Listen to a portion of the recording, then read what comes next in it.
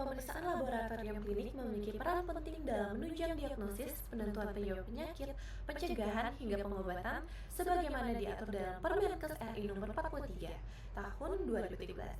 Nah, salah satu jenis pemeriksaan laboratorium yang krusial adalah hematologi, yaitu ilmu yang mempelajari kondisi sel-sel darah perifer baik dalam keadaan normal maupun patologis. Dan pemeriksaan hematologi mencakup berbagai parameter, salah satunya adalah hitung darah lengkap termasuk hitung jumlah dan jenis leukosit. Leukosit atau sel darah putih memiliki peran penting dalam sistem imun tubuh melalui proses fagositosis dan produksi antibodi.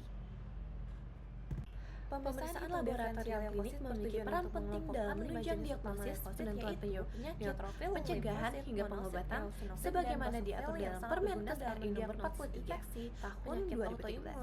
Nah, salah satu jenis pemeriksaan laboratorium yang krusial adalah hematologi, yaitu ilmu yang mempelajari kondisi sel-sel darah perifer baik dalam keadaan normal maupun patologis. Dan pemeriksaan hematologi mencakup berbagai parameter, salah satunya adalah hitung darah lengkap termasuk hitung jumlah dan jenis leukosit. Metode leukosit atau sel darah putih memiliki peran penting dalam sistem imun tubuh melalui proses fagositosis dan produksi antibodi. Nah, berdasarkan hal tersebut, kami tertarik pemeriksaan laboratorium klinik memiliki peran penting dalam menunjang diagnosis, penentuan penyakit, pencegahan hingga pengobatan. Adapun rumusan masalah yang kami bahas yaitu yang pertama, apa itu leukosit dan peranan dalam sistem imun? Yang kedua, apa itu hitung diferensial leukosit? Yang ketiga, bagaimana metode manual dalam hitung diferensial leukosit? Yang keempat, bagaimana metode otomatis dalam hitung diferensial leukosit? Yang kelima, bagaimana perbandingan antara metode manual dan juga otomatis? Nah, berdasarkan 5 rumusan masalah tersebut, tujuan penelitian dari penjelasan ini adalah yang pertama, mengetahui peran leukosit dalam sistem imun. Yang kedua, mendefinisikan hitung diferensial leukosit. Yang ketiga, menganalisis metode manual dalam hitung diferensial leukosit. Yang keempat, menganalisis metode otomatis dalam hitung diferensial leukosit. Dan yang kelima, membandingkan metode manual dan juga otomatis. Nah, penulisan laporan ini juga bermanfaat sebagai sarana untuk mendokumentasikan proses dan hasil praktikum secara sistematik dan ilmiah. Nah, secara akademik, penulisan ini mendukung pemahaman mahasiswa terhadap konsep-konsep biokimia yang telah dipelajari, serta memperkuat keterampilan analitis melalui interpretasi hasil eksperimen. Nah, selain itu, laporan ini juga melatih mahasiswa dalam menyusun karya ilmiah yang rapi dan argumentatif, sesuai dengan kaidah penulisan ilmiah. Nah, di sisi praktis, laporan ini memberikan referensi berharga bagi mahasiswa lain atau peneliti pemula dalam merancang eksperimen serupa di masa yang mendatang. Selanjutnya, kita akan membahas tentang aktivitas enzim terhadap lingkungan, di mana enzim merupakan protein khusus yang bekerja sebagai biokatalis, yaitu mempercepat laju reaksi kimia tanpa ikut bereaksi secara permanen. Nah, aktivitas enzim sangat dipengaruhi oleh lingkungan tempat bekerja, khususnya suhu dan pH. Dalam praktikum ini, enzim katalase yang diekstraksi dari hati ayam digunakan untuk mengkatalisis penguraian hidrogen peroksida menjadi air dan oksigen. Percobaan bertujuan untuk mengamati seberapa besar pengaruh perubahan suhu dan pH terhadap efektivitas kerja enzim tersebut dalam menguraikan substrat. Nah, selanjutnya yaitu tentang leukosit atau sel darah putih. Leukosit merupakan komponen utama dalam sistem imun yang berfungsi untuk melawan infeksi, patogen, dan zat asing. Nah, leukosit ini diproduksi di sumsum tulang, kemudian bersirkulasi di darah dan di jaringan tubuh. Leukosit mampu bermigrasi ke jaringan yang terinfeksi melalui proses yang dinamakan kemotaksis, di mana leukosit ini dapat diklasifikasikan menjadi dua kelompok utama, yaitu granulosit dan agranulosit, di mana untuk granulosit ini mengandung granula dalam sitoplasma yang berisi enzim untuk membantu mempertahankan tubuh, sedangkan agranulosit ini tidak memiliki granula yang tampak jelas di bawah mikroskop.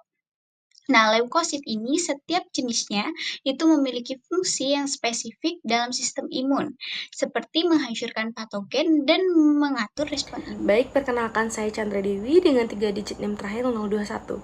Di sini saya akan melanjutkan penjelasan tentang granulosit dan juga agranulosit. Granulosit adalah jenis leukosit yang memiliki granula dalam sitoplasmanya, dan itu terdiri dari 3 jenis utama, yaitu neutrofil, basofil dan juga eosinofil. Nah, neutrofil itu merupakan jenis leukosit terbanyak, yaitu 50-70% dari total leukosit, dan berfungsi sebagai pertahanan pertama terhadap infeksi, terutama infeksi bakteri. Untuk kedua, eosinofilnya itu berperan dalam melawan infeksi parasit, terutama cacing, dan juga reaksi alergi. Yang ketiga, terdapat basofil, itu merupakan jenis leukosit yang paling sedikit jumlahnya, sekitar kurang dari 1% dari total leukosit. Nah, itu penting dalam reaksi alergi dan juga inflamasi. Selanjutnya, untuk bagian agranulosit, itu merupakan jenis leukosit tanpa granula yang terdiri dari limfosit dan juga monosit.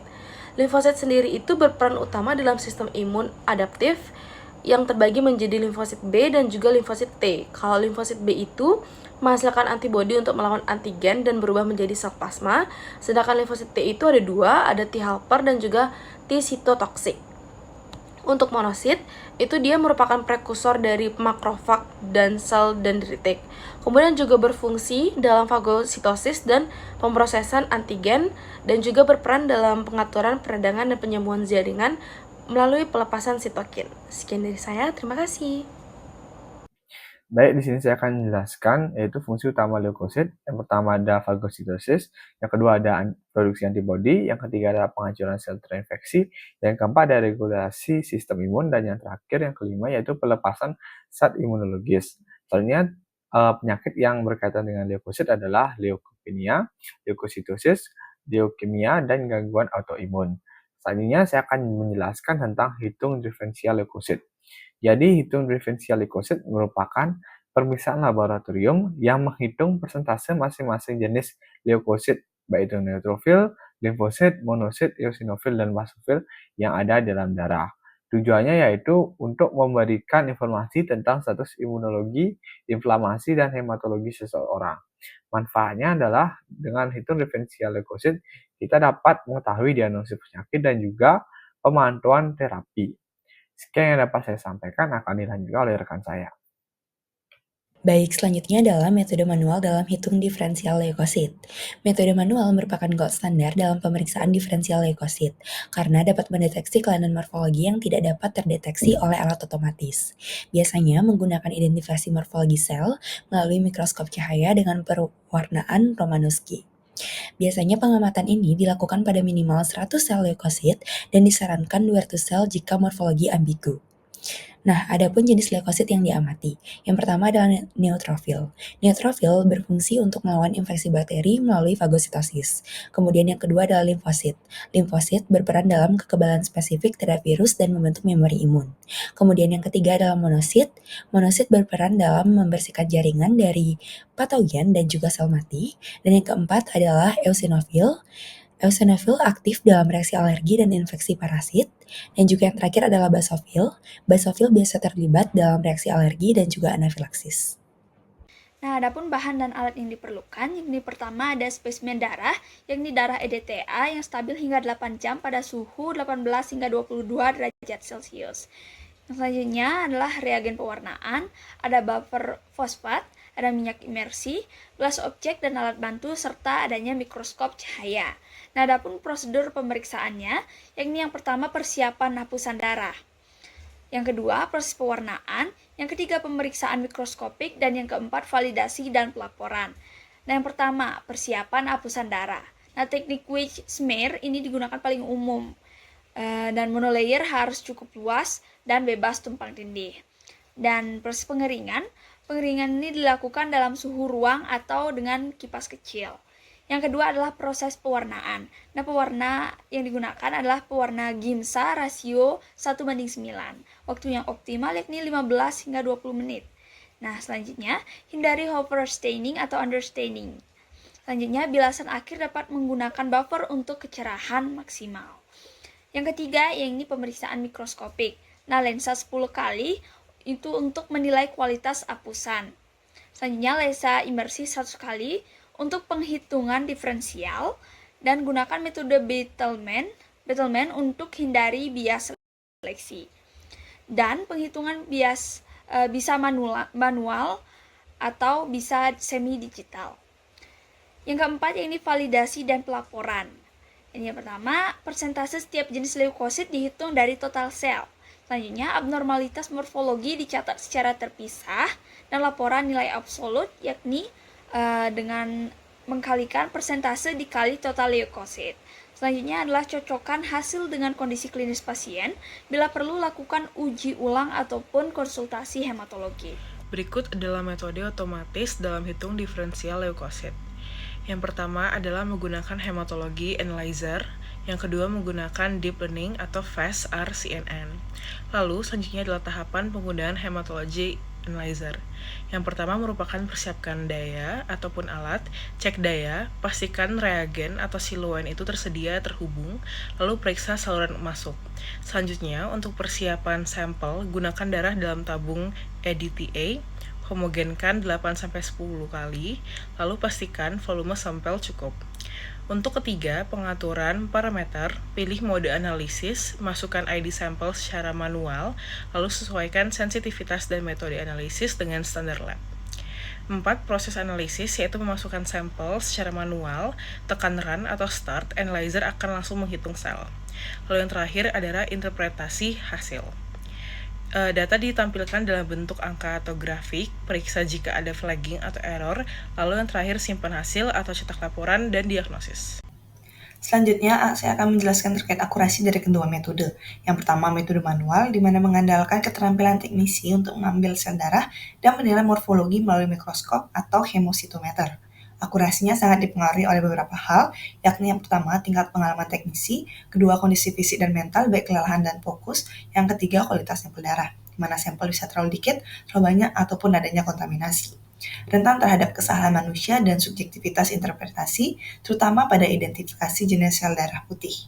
Kemudian hasil dapat bervariasi antar teknisi yang menyebabkan potensi ketidaktepatan diagnosis. Yang kedua, metode otomatis menggunakan hematologi analyzer. Menggunakan impedansi listrik dan spektrofotometri untuk mengukur dan menganalisis sel secara objektif, menghasilkan hasil yang lebih akurat dan konsisten karena tidak dipengaruhi oleh interpretasi manusia, mana sistemnya terstandarisasi dengan algoritma yang mampu mengenali jenis sel berdasarkan ukuran, volume, dan karakter optik. Namun, akurasinya tetap bisa dipengaruhi oleh beberapa hal. Yang pertama, adanya gangguan teknis, misalnya kerusakan pada sensor. Yang kedua, kualitas reagen yang buruk. Yang ketiga, kalibrasi alat yang tidak tepat. Dan terakhir, perlu monitoring berkala dan perawatan alat untuk memastikan keakuratannya tetap optimal. Sekian yang dapat saya sampaikan. Terima kasih. Selanjutnya ada efisiensi, yang dimana yang pertama yaitu metode manual. Nah, prosesnya itu lebih lambat karena teknisi harus menghitung dan mengevaluasi satu persatu. Dan kurang efisien jika jumlah sampel itu banyak atau waktu yang terbatas. Lalu membutuhkan tenaga kerja yang lebih banyak dan juga keterampilan yang tinggi. Dan kemungkinan kesalahan, misalnya itu salah hitung dan salah identifikasi, dapat menyebabkan pengulangan pemeriksaan. Lalu, waktu analisis sangat bergantung pada jumlah sampel, kondisi teknisi, dan juga kondisi sampel darah. Lalu selanjutnya ada metode otomatis atau hematology analyzer, yang dimana metode ini sangat efisien, mampu menganalisis 1-3 menit per sampel, dan cocok untuk laboratorium dengan volume yang tinggi karena bisa bekerja secara otomatis dan simultan. Lalu mengurangi ketergantungan pada tenaga manusia, dan mampu menganalisis berbagai parameter darah secara sekaligus, seperti eritrosit, leukosit, trombosit, dan hemoglobin. Lalu hasil ditampilkan secara real-time dalam bentuk angka dan grafik, siap digunakan untuk diagnosis. Efisiensinya sangat menguntungkan dalam sistem diagnosis yang modern dan cepat. Baik, selanjutnya saya akan menjelaskan mengenai kelemahan metode manual maupun dari metode otomatis. Dari metode manual sendiri, yaitu yang pertama ada ketergantungan besar pada keterampilan teknisi, rentan kelelahan di mana dapat menurunkan ketelitian dan akurasi, membutuhkan waktu lebih lama untuk menyelesaikan analisis, tidak cocok untuk lab dengan volume sampel besar, lalu juga butuh banyak peralatan tambahan seperti mikroskop, hemositometer, reagen, di mana perlu dirawat dan dikalibrasi. Lalu yang terakhir ada hasil bisa tidak konsisten antar teknisi dan lebih subjektif. Nah, untuk metode otomatis itu ada ketergantungan tinggi pada alat dan reagen. Hasilnya itu bisa tidak akurat jika alat tidak dikalibrasi, reagen nggak keluar atau tidak sesuai, terjadi gangguan teknis seperti sensor rusak ataupun sistem error. Tidak semua kelainan darah langka juga dapat dikenali mesin secara akurat. verifikasi manual itu tetap diperlukan dalam kondisi yang mencurigakan atau tidak umum. Nah, selain itu biaya awal dan pemeliharaan tinggi juga menjadi pertimbangan tersendiri, terutama untuk lab kecil. Perkenalkan, nama saya Putu Marisa Pramestiananda dengan 3 digit NIM terakhir saya adalah 015. Di sini saya akan mempresentasikan bagian kesimpulan dan saran. Untuk kesimpulan, leukosit berperan penting dalam sistem imun tubuh dan pemeriksaan hitung diferensial leukosit menjadi indikator penting dalam mendeteksi berbagai penyakit. Terdapat 2 metode utama pemeriksaan, yaitu manual dan otomatis, yang masing-masing memiliki kelebihan dan kekurangan yang sendiri. Oleh karena itu, kombinasi antara keduanya dianggap sebagai pendekatan ideal untuk meningkatkan akurasi dari diagnosis. Untuk saran, untuk kedepannya diperlukan inovasi teknologi yang menggabungkan kecepatan metode otomatis dan ketelitian analisis manual. Tenaga kesehatan juga perlu terus meningkatkan kemampuan dalam membaca morfologi sel, sementara laboratorium perlu menyediakan fasilitas yang memungkinkan validasi silang hasil pemeriksaan. Sekian, terima kasih.